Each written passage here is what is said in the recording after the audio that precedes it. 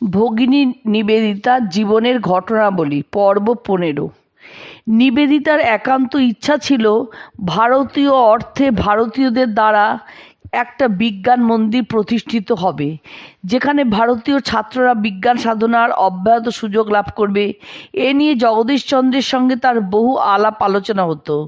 জগদীশচন্দ্র তাই বসু বিজ্ঞান মন্দিরের প্রতিষ্ঠার সময় দরজার কাছে প্রাচীরের গায়ে নিবেদিতার একটি রিলিফ মূর্তি খোদাই করে নিবেদিতার অবদানের প্রতি শ্রদ্ধা নিবেদন করেছেন। জগদীশচন্দ্র বলতেন, নিবেদিতার স্বপ্নই আমার বিজ্ঞান মন্দিরের মধ্যে রূপায়িত। ডক্টর বশিষ্ঠর সেনের স্মৃতি থেকে জানা যায়, জগদীশচন্দ্রের অনুরোধে নিবেদিতার একটু অস্থিভস্য তিনি ওই রিলিফ মূর্তির নিচে প্রথিত করে দিয়েছিলেন। নিবেদিতা ছিল যোদ্ধার মতো ভাব, খুব সহজেই উত্তেজিত হতেন, আবার পরক্ষণেই শান্ত। একদিন অমৃতবাজার পত্রিকার অফিসে পত্রিকা সম্পাদক মতিলাল ঘোষের সঙ্গে কোনো এক ব্যাপারে তর্ক হচ্ছিল।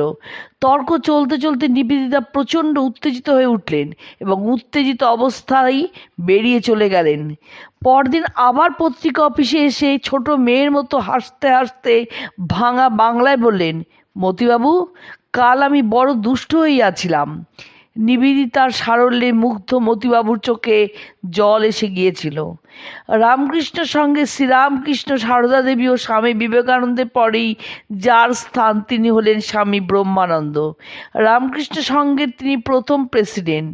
শ্রীরামকৃষ্ণ তাকে বলেছেন নিজের মানসপুত্র, সারদা দেবী বলেছেন রাখাল, স্বামী ব্রহ্মানন্দ সাক্ষাৎ নারায়ণ, আর স্বামী বিবেকানন্দ বলেছেন আধ্যাত্মিকতায় রাখাল আমার চেয়েও বড়। রামকৃষ্ণের সঙ্গে স্বামীজি বললে যেমন স্বামী বিবেকানন্দকে বোঝায়, তেমনি মহারাজ বা রাজা মহারাজ বলতে স্বামী ব্রহ্মানন্দকে বোঝায়। এমন যে রাজা মহারাজ তিনিও ছিলেন নিবেদিতার প্রশংসায় পঞ্চমুখ। নিবেদিতা যখন মহারাজের কাছে যেতেন, দুজনে মুখে বেশি কথা বলতেন না, উভয় ধ্যানস্থ হয়ে বসে থাকতেন। তাতেই বুঝতে পেরে যেতেন পরস্পরের মনের ভাব।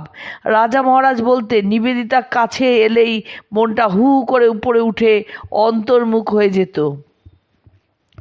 নিবেদিতার সঙ্গে প্রবাসী পত্রিকার সম্পাদক রামানন্দ চট্টোপাধ্যায়ের ঘনিষ্ঠ বন্ধুত্ব ছিল। যদিও প্রবাসী বাংলা পত্রিকা নিবেদিতা পত্রিকাটির সমস্ত খোঁজখবর রাখতেন এবং সেই সময় তিনি বলেছিলেন, শুধু বাংলাতেই নয়, রামানন্দবাবুর প্রতিভাদূতি একদিন ইংরাজি ভাষাতে প্রকাশিত হবে, ভারত বিখ্যাত সম্পাদক হবেন তিনি। পরবর্তীকালে রামানন্দবাবু সম্পাদিত মডার্ন রিভিউ পত্রিকার নিয়মিত লেখিকা ছিলেন নিবেদিতা। একদিন অসুস্থ রামানন্দবাবুকে দেখতে তিনি তার বাড়িতে এলেন। সুদীর্ঘ শুভ্র পরিচ্ছদ এবং বিলিতি জুতো পরে তিনি এসেছিলেন। রোগীর ঘরের সামনে এসে জুতো জোড়া খুলে রাখলেন। ইউরোপীয় মহিলাকে জুতো খুলতে দেখে সকলে ব্যস্ত হয়ে উঠলেন। নিবেদিতা বললেন, আমি জানি জুতো খুলতে হয়। ভারতের ইতিহাস নিবেদিতার কল্পনায় জীবন্ত হয়ে উঠত। একদিন তিনি স্কুলের ছাত্রীদের কাছে তার চিতোর ভ্রমণ বর্ণনা করেছিলেন।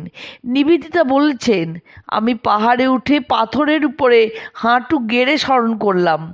অগ্নিকুণ্ডের সামনে পদ্মিনী দেবী হাত জোর করে দাঁড়িয়েছিলেন। আমি চোখ বুজে পদ্মিনী দেবীর শেষ চিন্তা মনে আনতে চেষ্টা করলাম। বলতে বলতে তিনি নিস্তব্ধ হয়ে বসে রইলেন। সত্যিই তিনি যেন চিতরে পদ্মিনীর যুগে চলে গেছেন। ছাত্রী যে ইতিহাস পড়াচ্ছিলেন সে কথা তার আর মনেই নেই। প্রাচীন এক মন্দির দেখবার জন্য নিবেদিতা একবার সঙ্গী সাথী নিয়ে এক গভীর বনে প্রবেশ করলেন। রাত হয়ে গেল, ফেরার আর কোনো উপায় নেই। ঠিক হলো মন্দির প্রাঙ্গণে রাত কাটানো হবে। পরম আগ্রহে রাত্রে তিনি বন্য জীবজন্তুদের জীবন লক্ষ্য করলেন। ভোরের আলো ফোটার আগে প্রাচীনকালের পুণ্যার্থীদের মতো স্নান করে এলেন মন্দিরের সরোবর থেকে। সূর্যের কিরণ আস্তে আস্তে বৃক্ষলতা ভেদ করে মন্দিরকে স্নান করিয়ে দিচ্ছে। নিবেদিতা মুগ্ধ হয়ে দেখতে